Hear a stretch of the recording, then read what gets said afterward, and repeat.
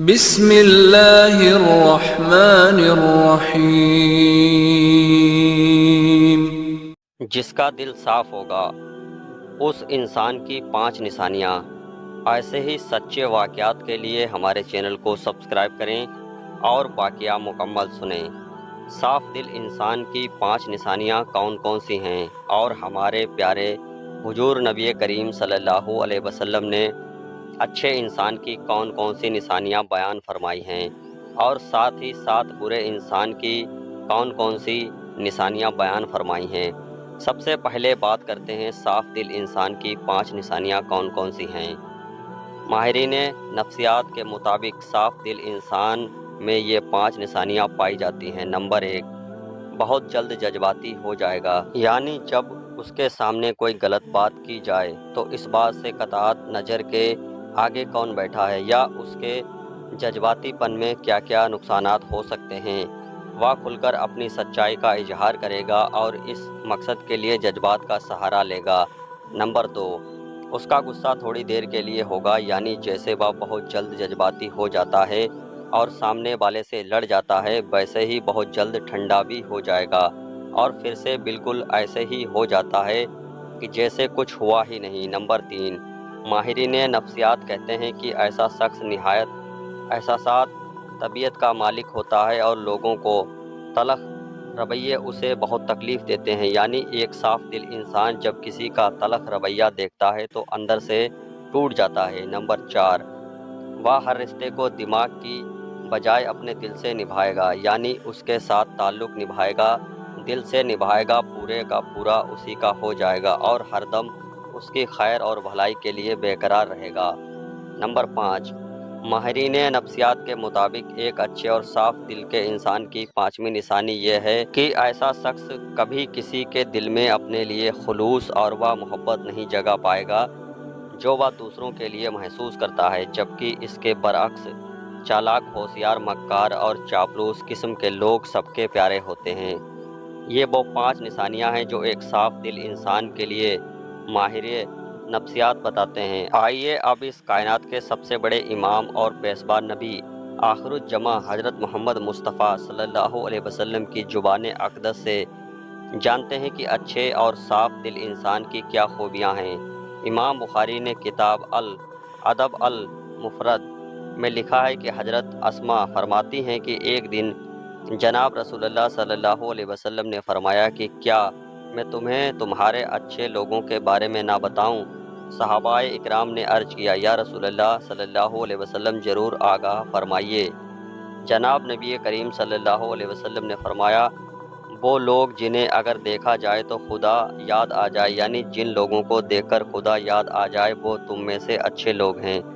اس کی صورت 2 صورتیں بیان کی جاتی ہیں۔ پہلی صورت یہ کہ وہ اللہ تعالیٰ کے نیک بندے جن کی عبادت، نیکی اور تقویٰ کی جھلک ان کے چہرے پر نور کی صورت میں دکھائی دیتی ہے، اور دوسرے دیکھ کر دل میں خیال آتا ہے کہ اس قدر بارونق اور پرنور چہرہ کسی اللہ والے کا ہی ہو سکتا ہے۔ عام طور پر انسان کے اندر کی کیفیت کا اس کے چہرے سے اندازہ ہو جاتا ہے، اور چہرہ انسان کی باطنی حالات کا عکاس ہوتا ہے۔ غصہ ہو یا خوشی، غم ہو یا راحت، ناراضگی ہو یا رضامندی، انسان کے چہرے سے اس کا پتہ چل جاتا ہے۔ اسی طرح انسان کے نیک اعمال اور برے اعمال کے اثرات بھی اس کے چہرے سے ظاہر ہوتے ہیں۔ بخاری شریف کی ایک روایت کے مطابق حضرت صلی اللہ علیہ وسلم نے اپنے ایک خواب کا منظر بیان فرمایا کہ میں نے ایسے لوگوں کا ایک ہجوم دیکھا جن کے چہروں کی کیفیت یہ تھی کہ چہرے کا نصف حصہ خوبصورت اور باقی نصف حصہ بدصورت تھا۔ فرشتوں سے پوچھا کہ یہ لوگ کون ہیں؟ انہوں نے بتایا کہ یہ آپ کی امت کے وہ لوگ ہیں جو اچھے اور برے اعمال غلط ملت ملاتے رہتے تھے۔ اعمال صالحہ یعنی نیک اعمال بھی انہوں نے کیے ہیں اور اعمال سیاہ بھی پیچھے نہیں رہے۔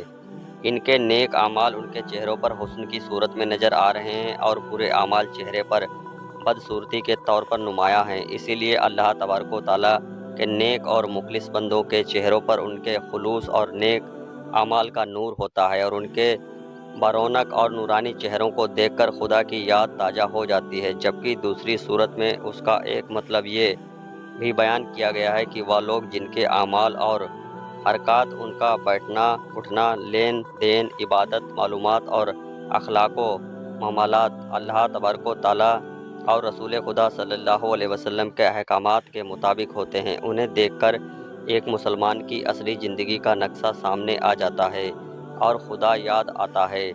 بہرحال جناب نبی کریم صلی اللہ علیہ وسلم نے فرمایا کہ میں تم میں سے اچھے لوگ وہ ہیں جن کو دیکھ کر خدا یاد آ جائے۔ جہاں نبی کریم صلی اللہ علیہ وسلم نے اچھے لوگوں کی دو خصوصیات بیان فرمائی ہیں، وہیں پر فرمایا کہ میں تمہیں تمہارے برے لوگوں کے بارے میں نہ بتاؤں؟ صحابہ اکرام نے عرض کیا، یا رسول اللہ صلی اللہ علیہ وسلم ضرور بیان فرمائیے۔ آپ صلی اللہ علیہ وسلم نے 3 باتوں کا ذکر فرمایا۔ نمبر 1 یہ کہ چغلیاں کھانے والے یعنی ایک دوسرے کی چغلی کرنے والے لوگ، چغلی کہتے ہیں وہ دوسروں کو خواہ ان کی باتوں پہنچانے والے، ایک کی بات دوسرے کے آگے، دوسرے کی بات تیسرے کے آگے اور تیسرے کی بات چوتھے کے آگے۔ اس چیز کو ہمارے یہاں عام طور پر رواج پایا جاتا ہے اور ہم میں سے بہت سے ایسے لوگ یہ عادت بن گئی ہے کہ بلا وجہ لوگوں کو یہ بتاتے رہتے ہیں کہ فلاں تمہارے بارے میں کیا کہہ رہا تھا اور فلاں جگہ تمہارے بارے میں یہ بات ہو رہی تھی۔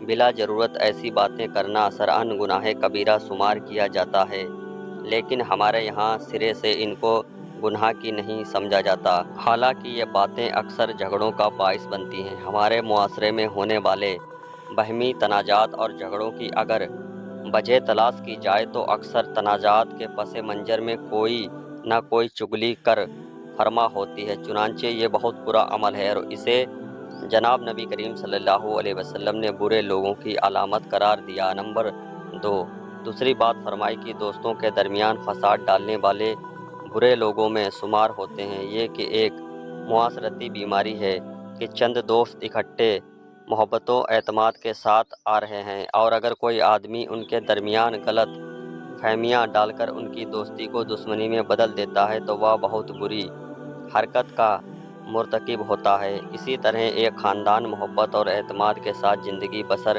کر رہا ہے اور کوئی شخص دخل دے کر ان کی محبت اور اعتماد کی فضا کو خراب کر دیتا ہے تو وہ کوئی اچھا کام نہیں کرتا۔ محبت اور اعتماد کی فضا خاندانوں میں ہوتی، دوستوں میں ہو، مشترکہ کام کرنے والوں میں ہو، اس میں فساد ڈالنے والے کو جناب رسول اللہ صلی اللہ علیہ وسلم نے برے لوگوں میں شمار کیا۔ نمبر 3 تیسری بات حضور نے فرمائی کہ شریف اور باعزت لوگوں میں عیب تلاش کر کے انہیں بدنام کرنے والے بھی برے لوگ ہوتے ہیں۔ عیب اور کمزوری سے کوئی شخص پاک نہیں، لیکن اللہ تعالیٰ اپنے فضل و کرم سے اکثر لوگوں کا پردہ رکھتا ہے۔ اب ایک شخص عزت کے ساتھ زندگی بسر کر رہا ہے، لوگ اس کا احترام کرتے ہیں اور اسے اچھا آدمی سمجھتے ہیں، لیکن کوئی شخص بلا وجہ اس کی ٹوہ میں لگا رہتا ہے کہ اس کی کوئی کمزوری ہاتھ لگے تو اسے بدنام کروں، اس کا کوئی عیب میرے علم میں آ جائے تو اس کا پروپیگنڈا کر کے اس کی عزت کو خراب کروں۔ لوگوں کے عیب تلاش کرنے کے لیے ٹوہ میں رہنا، خاص طور پر معزز اور شریف لوگوں کے حالات کا تجسس کر کے ان کے عیب ڈھونڈنا اور پھر انہیں منتشر کر کے ان کو بدنامی اور بے عزتی کا باعث بنانا اور کوئی اچھی صفت نہیں۔ آپ صلی اللہ علیہ وسلم نے ایسا مزاج رکھنے والوں کو برے لوگوں کو قرار دیا ہے۔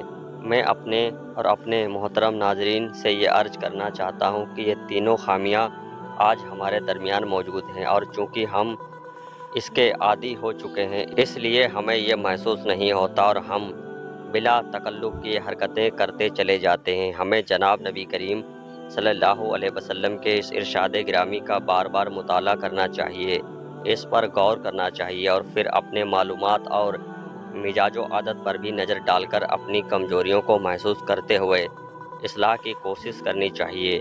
اللہ تبارک و تعالیٰ سے دعا ہے کہ ہمیں ان بڑی بڑی معاشری برائیوں سے محفوظ فرمائے، آمین۔